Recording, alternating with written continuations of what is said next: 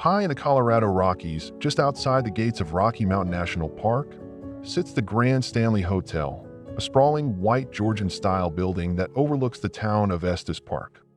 Built in 1909 by steam car inventor Freeland Oscar Stanley, it was designed to be a luxurious escape for wealthy Easterners. But not long after opening, strange stories began to circulate, and the hotel's reputation slowly transformed from elegant to eerie. The first widely known incident happened in room 217.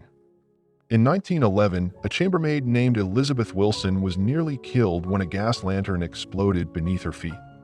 Though she survived, some say her spirit never left.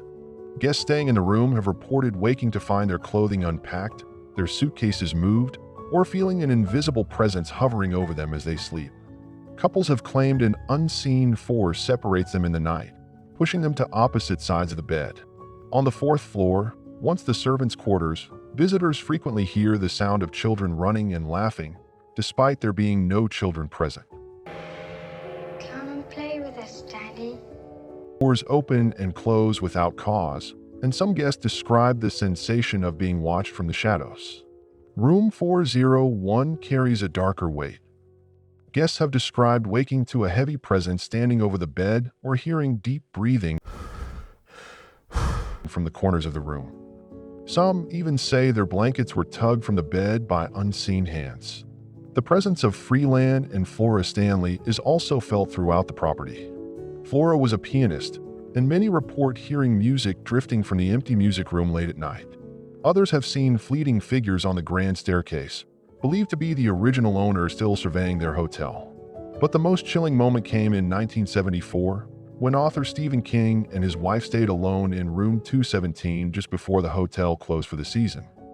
That night, King wandered the empty halls, feeling overwhelmed by an oppressive silence and a growing sense that he was not alone. He later called the experience a waking nightmare, and by the time he checked out the next morning, the seed of The Shining had been planted. Even today, the Stanley Hotel seems to breathe with its own life. Guests check in, unaware, only to find that something may already be waiting for them in the room. Off the northern tip of Michigan's lower peninsula lies Mackinac Island, a place seemingly untouched by time. No cars are allowed, only bicycles and horse-drawn carriages roll along its narrow roads. Victorian homes line the streets, and the air carries the scent of lilacs and lake breeze. But beneath its quaint charm is a history soaked in blood and a reputation for being one of the most haunted islands in America. Before the tourists and the fudge shops, this land was home to the Anishinaabe people. Centuries before colonists arrived, they believed the island was sacred, the place of the great turtle spirit. It became a burial ground, layered with native remains. Later, French fur traders and Jesuit missionaries arrived. Then came Fort Mackinac, built by the British during the Revolutionary War, and later the site of brutal conflicts during the War of 1812. The dead, native and colonial alike, were buried in shallow, often unmarked graves across the island. As the island developed, roads were built directly over these graves. Bones have been uncovered during renovations, dug up by accident, and quietly reburied, sometimes only feet from where they were found. Residents and workers often speak of sudden cold spots, disembodied voices, and figures that vanish when approached.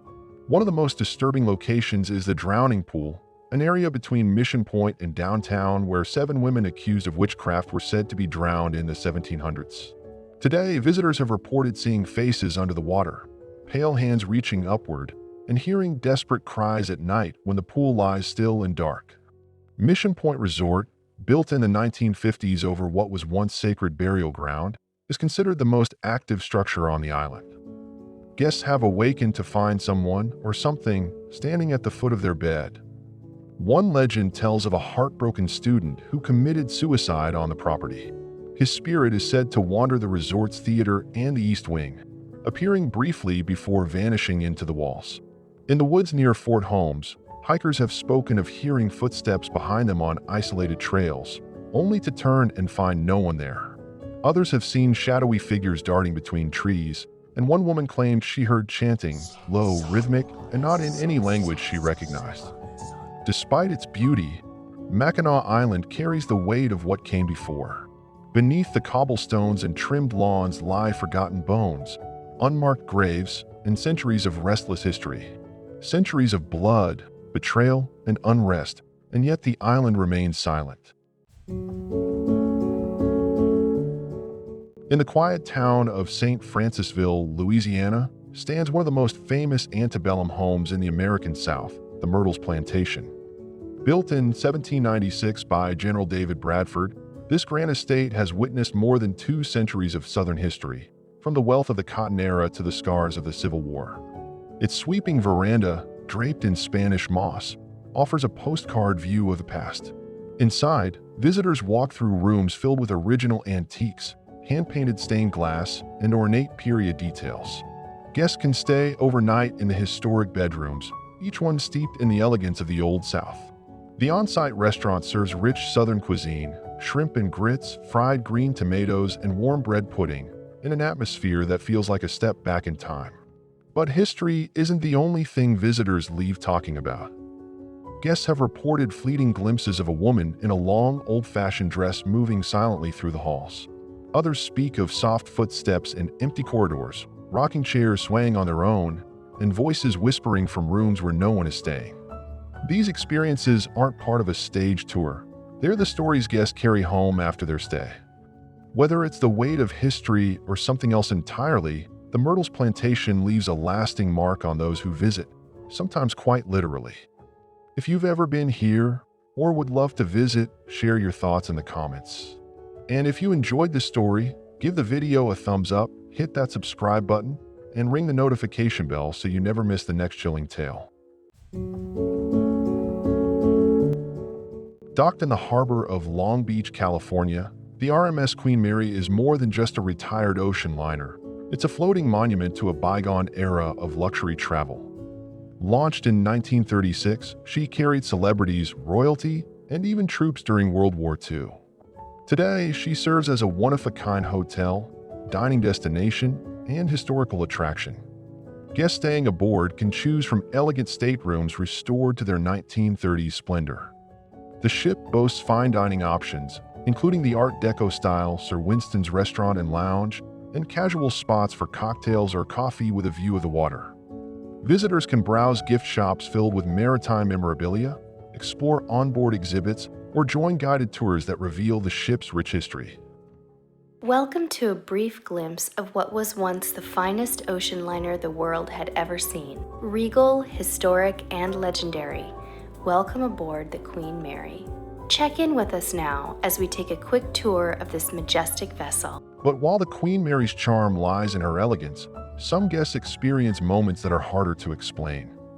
In the dim corridors, a figure in a sailor's uniform has been seen walking past only to vanish moments later.